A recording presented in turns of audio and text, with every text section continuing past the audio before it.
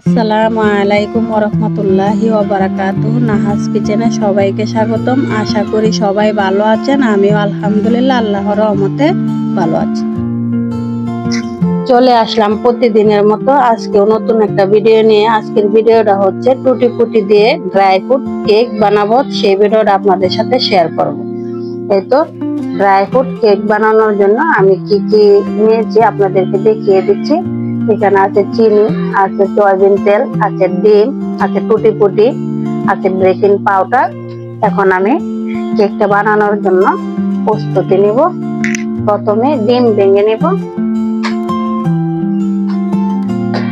ডিমটাকে একটা মিক্সিং জারে তুলে নিব। আবারও একটা ডিম ভেঙে নিব।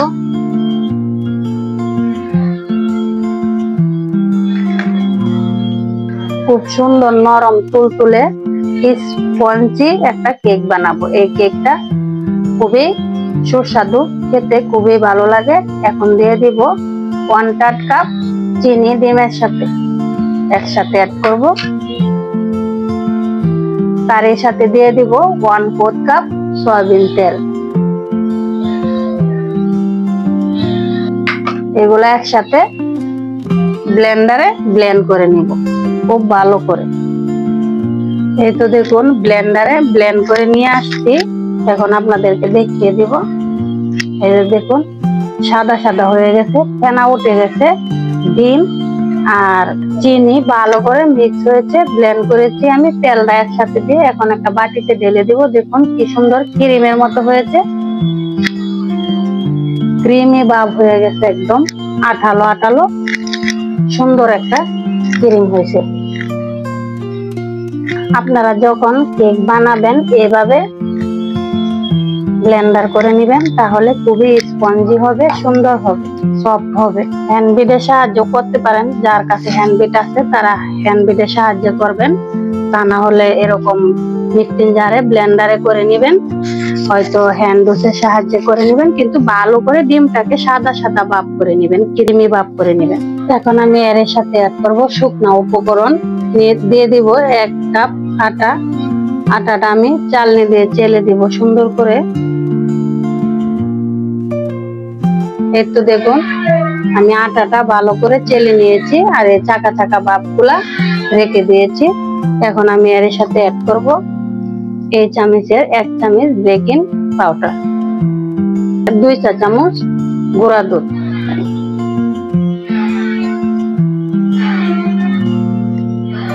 তার সাথে অ্যাড করব ভ্যানিলা এসেন্স। ডিমের গন্ধটা যাতে না লাগে, আপনারা চাইলে সাদা এলাচ গুঁড়া ব্যবহার করতে পারেন, ভ্যানিলা এসেন্স না থাকলে। এখন দিয়ে দিব অল্প একটু লবণ, মিষ্টি স্বাদটাকে বাড়ানোর জন্য। এখন আমি সবগুলো উপকরণ হ্যান্ড উসের সাহায্যে ভালো করে মিক্স করে নিব এভাবে।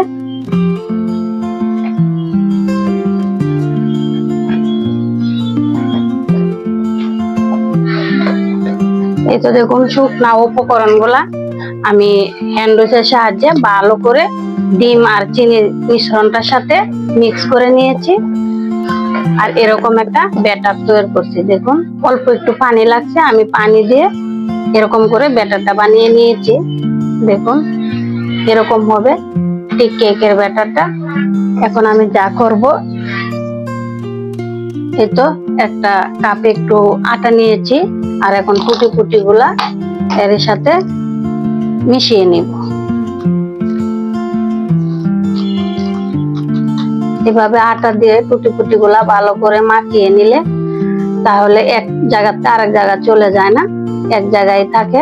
এই জন্য এভাবে আটা দিয়ে মাখিয়ে নিতে হয়। আটা দিয়ে মাখিয়ে নিলে ভালো হয়।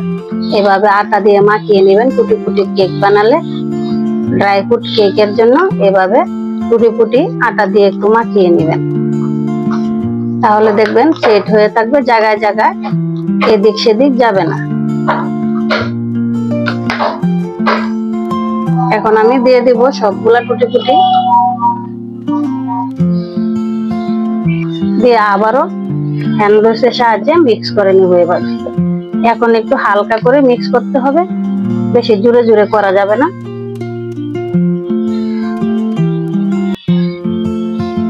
এই তো মিক্স করা হয়ে গেছে, এখন আমি কেকের মলে ঢেলে দিব। এই যে দেখুন, আমি একটা বাটি নিয়েছি কেক বানানোর জন্য। আমি এই বাটিতে দিয়ে সবসময় কেক বানাই, আজকেও আমি সেই বাটিতে নিয়েছি। আগে থেকে চারদিকে তেল মেখে সাধারণ একটা পেপার কেটে সাদা তলায় দিয়ে দিয়েছি, পেপারের উপরেও আমি তেল মেখে দিয়েছি। এখন আমি ব্যাটারটা এর ভিতরে ঢেলে দিব। আমি সবসময় গ্যাসের চুলাতে বানাই, আজকেও আমি গ্যাসের চুলায় বানাবো কেকটা। কিন্তু দেখুন ব্যাটারটা ঢেলে দিয়েছি, এখন আমি এভাবে একটু জাকি দিয়ে ভিতর থেকে হাওয়াটা বের করে দিব। দেখুন বাবুল বের হচ্ছে, ভিতর থেকে হাওয়াটা বের হচ্ছে। এই তো হয়ে গেল। এখন আমি ডেকোরেশনের জন্য উপর দিয়ে আরো কিছু টুটি ফুটি দিয়ে দিব।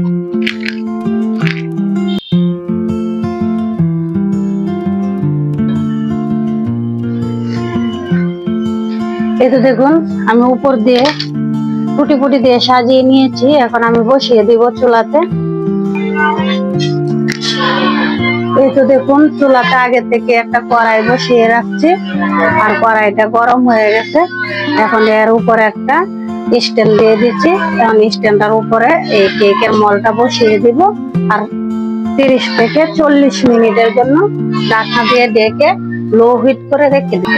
আমি এরকম একটা স্টিলের বল দিয়ে ডেকে দিব। ওদিনকা একটা চ্যাপটা ঢাকনা দিয়ে ডেকে আমার কেকটা একটু নষ্ট হয়ে গেছিল। আপনারা এরকম উঁচু কিছু দিয়ে ডেকে দিবেন। এভাবে ডেকে দিয়ে মিডিয়াম টু একদম লো হিট করে 40 মিনিটের জন্য রেখে দিব। উপরে একটা বাড়ি কিছু দিয়ে দিব। এটা শুরুটা দিয়ে দিচ্ছি। এভাবে চলে আসলাম সর্বমোট 60 মিনিট পর। এখন দেখে নেব কেকটা।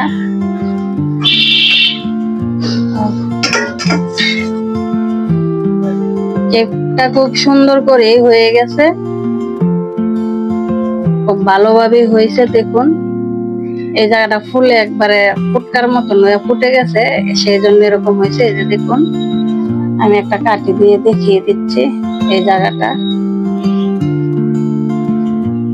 এই যে কাঠির গায়ে লাগছে না, কেকটা হয়ে গেছে। এই যে দেখুন কাঠির গায়ে কোনো কিছুই লাগছে না। এখন আমি চুলাটা অফ করে আরো 5 মিনিট চুলার উপরে রেখে দিব, গরম চুলায় রেখে দিব।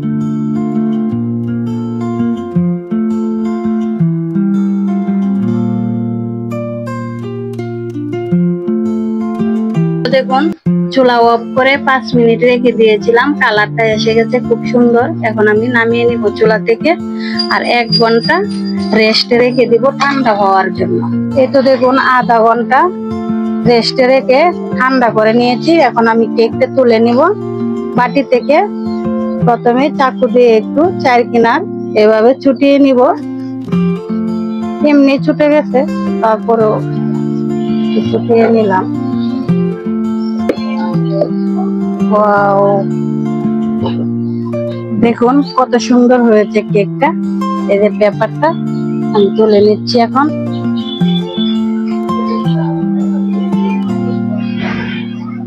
দেখুন কেকটা কত সুন্দর দেখা যাচ্ছে, একটু উপরে যাচ্ছে না। আর দেখুন এই দিকটাও কত সুন্দর হয়েছে। এই তো এখন আমি কেকটা কেটে দেখিয়ে দিব ভিতরটা কেমন হয়েছে আপনাদেরকে।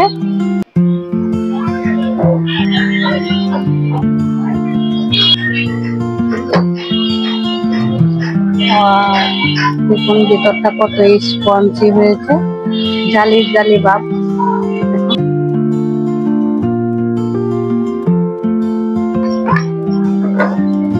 দেখুন টুটি ফুটি গুলা কত সুন্দর করে বসে আছে জায়গায় জায়গায়। এরকম টুটি ফুটি দিয়ে ড্রাই ফ্রুট কেক বানালে বাচ্চারা খুবই পছন্দ করে, খেতে খুব ভালো পায়। খুবই কম খরচে অল্প সময়ে বানিয়ে নিতে পারবেন এরকম ড্রাই ফ্রুট কেক।